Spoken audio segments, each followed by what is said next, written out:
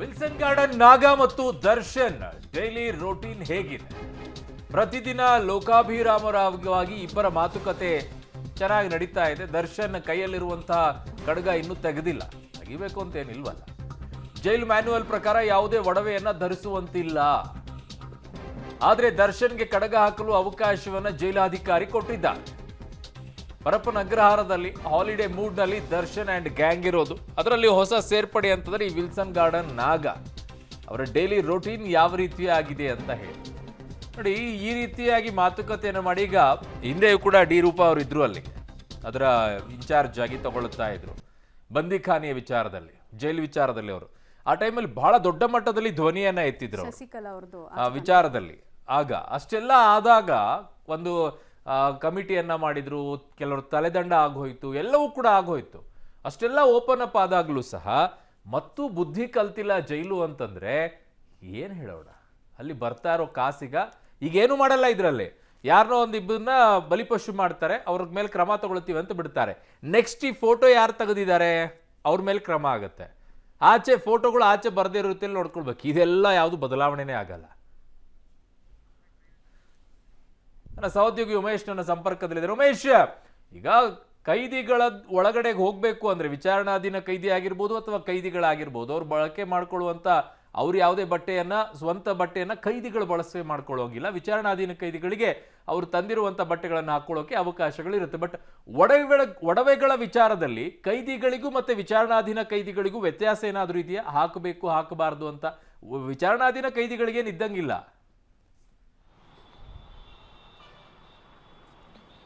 ಅರುಣ್, ಸದ್ಯಕ್ಕಿರುವಂಥ ಮಾಹಿತಿ ಪ್ರಕಾರ ಯಾವುದೇ ಆರೋಪಿ ಆಗಿರ್ಬೋದು, ಅಂದರೆ ವಿಚಾರಣೆಯ ಕೈದಿ ಕೂಡ ಸೆಲ್ನ ಒಳಗಡೆ ಹೋಗಬೇಕಾದ್ರೆ ಈ ರೀತಿಯಾಗಿ, ಅಂದರೆ ಕೈಗೆ ಖಡ್ಗ ಆಗಿರ್ಬೋದು, ಚಿನ್ನದ ಒಡವೆ ಆಗಿರ್ಬೋದು, ಯಾವುದೇ ರೀತಿಯ ವಸ್ತುವನ್ನು ಆತ ಬಳಸೋಂಗಿಲ್ಲ. ಯಾಕೆಂತಂದರೆ ಸೆಲ್ನಲ್ಲಿದ್ದಂಥ ವೇಳೆಯಲ್ಲಿ ಏನಾದರೂ ಎಡವಟ್ಟಾದರೆ ಅವರ ತಲೆಗೆ ಬರುತ್ತೆ ಅನ್ನೋ ನಿಟ್ಟಿನಲ್ಲಿ ಆ ರೀತಿಯಾಗಿ ಯಾವುದೇ ಆ ವಸ್ತುಗಳನ್ನು ಕೂಡ ಜೊತೆಗೆ ಇಟ್ಕೊಳೋಂಗಿಲ್ಲ, ಮತ್ತು ಅದನ್ನು ಕ್ಯಾರಿ ಕೂಡ ಮಾಡೋಂಗಿಲ್ಲ. ಆದರೆ ಇದು ದರ್ಶನ್ ಕೇಸಲ್ಲಿ ಅದಾಗಿಲ್ಲ. ಅಂದರೆ ನಟ ದರ್ಶನ್ ಏನು ಕೈಗೆ ಖಡ್ಗ ಹಾಕಿದ್ರು, ಆ ಖಡ್ಗ ಇನ್ನೂ ಕೂಡ ಅದೇ ರೀತಿಯಾಗಿ ಇರುವಂಥದ್ದು.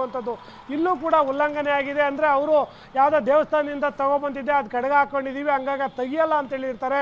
ಇವರು ಅಧಿಕಾರಿಗಳು ಕೂಡ ಫೋರ್ಸ್ ಮಾಡೋದಿಲ್ಲ, ಯಾಕೆಂದ್ರೆ ಅವ್ರು ಹಣ ತಗೊಂಡಿರ್ತಾರೆ. ಹಾಗಾಗಿ ಅವರನ್ನು ಹಾಗೆ ಬಿಟ್ಟು ಅವತ್ತಿಂದ ಜೈಲಲ್ಲಿ ಒಳಗಡೆ ಹೋದಾಗ ಯಾವ ರೀತಿ ಇದ್ರು ಇಲ್ಲಿವರೆಗೂ ಕೂಡ ಅದೇ ರೀತಿಯಾಗಿ ಬಿಂದಾಸಾಗಿ ಓಡಾಡ್ಕೊಂಡಿರೋದಕ್ಕೆ ಅವಕಾಶ ಕೊಟ್ಟಿರುವಂಥದ್ದು. ಅದಕ್ಕೆ ಸಾಥ್ ನೀಡಿರುವಂಥದ್ದು ರೌಡಿ ಶೀಟರ್ ಆದಂಥ ವಿಲ್ಸನ್ ಗಾರ್ಡನ್ ನಾಗ. ಯಾಕೆಂದರೆ ವಿಲ್ಸನ್ ಗಾರ್ಡನ್ ನಾಗ ಈ ಹಿಂದೆ ಕೂಡ ಸಾಕಷ್ಟು ಪ್ರಕರಣಗಳಲ್ಲಿ ಕೊಲೆ ಆರೋಪಗಳಲ್ಲಿ ಒಳಗಡೆ ಹೋಗಿ ಬಂದಿರುವಂಥ ಆತ ವ್ಯಕ್ತಿ.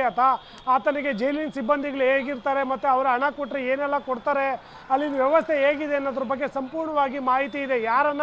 ಯಾರಿಗೆ ದುಡ್ಡು ಕೊಟ್ಟರೆ ಏನು ಬರುತ್ತೆ ಅನ್ನೋದ್ರ ಬಗ್ಗೆ ಸಂಪೂರ್ಣವಾಗಿ ಆತನಿಗೆ ಮಾಹಿತಿ ಇದೆ. ಅದೇ ಕಾರಣಕ್ಕಾಗಿ ನಟ ದರ್ಶನ್ ಜೈಲಿಗೆ ಹೋದ ತಕ್ಷಣಕ್ಕೆ ಆತನಿಗೆ ಬೇಕಾದ ಎಲ್ಲ ರೀತಿಯ ವ್ಯವಸ್ಥೆಯನ್ನು ಕೂಡ ಮಾಡ್ಕೊಳ್ತಾನೆ ಬಂದಿರುವಂಥದ್ದು. ಅವರಿಗೆ ಬೇಕಾದಂಥ ಸವಲತ್ತುಗಳನ್ನು ಕೂಡ ಈತನೇ ಮುಂದೆ ನಿಂತು ಕೊಡ್ತಿದ್ದ. ಅಂದರೆ ಸೆಲ್ನ ಹೊರಗಡೆ ಕರ್ಕೊಂಡು ಹೋಗುವಂಥದ್ದು, ವಾಕಿಂಗ್ ಮಾಡುವಂಥದ್ದು, ದಿನ ಸಂಜೆ ಬೆಳಗ್ಗೆ ಒಟ್ಟಿಗೆ ಈ ಕಾಫಿ ಟೀ ಕುಡಿಯುವಂಥದ್ದು, ಸಿಗರೇಟ್ ಕುಡ್ಕೊಂಡು ಅವರ ಅಲ್ಲಿಗೆ ಲೈಫ್ ಸ್ಟೈಲ್ಗೆ ಏನೆಲ್ಲ ಬೇಕು ಅದೆಲ್ಲವನ್ನು ಕೂಡ ತರಿಸಿ ಇವರಿಗೆ ವ್ಯವಸ್ಥೆ ಮಾಡ್ತಿದ್ದ. ಅದಕ್ಕೆ ಅಮೌಂಟ್ ಕೂಡ, ಅಂದರೆ ಹಣ ಕೂಡ ಸಂಬಂಧಪಟ್ಟ ಅಧಿಕಾರಿಗಳಿಗೆ ಕೊಟ್ಟಿದ್ರು. ಅದೇ ಕಾರಣಕ್ಕೆ ಇವರೇ ಇಷ್ಟೆಲ್ಲ ಓಡಾಡೋದಕ್ಕೆ ಅವಕಾಶ ಕೊಟ್ಟಿರುವಂಥದ್ದು ಅನ್ನೋದ್ರ ಬಗ್ಗೆ ಮಾಹಿತಿ ಇರುವಂಥದ್ದು. ಈಗ ಅವರು ಈ ಭ್ರಷ್ಟ ಏನು ವ್ಯವಸ್ಥೆಯನ್ನು ತಡೆಯೋ ನಿಟ್ಟಿನಲ್ಲಿ ಯಾವುದೇ ಯೋಚನೆ ಮಾಡೋದಿಲ್ಲ.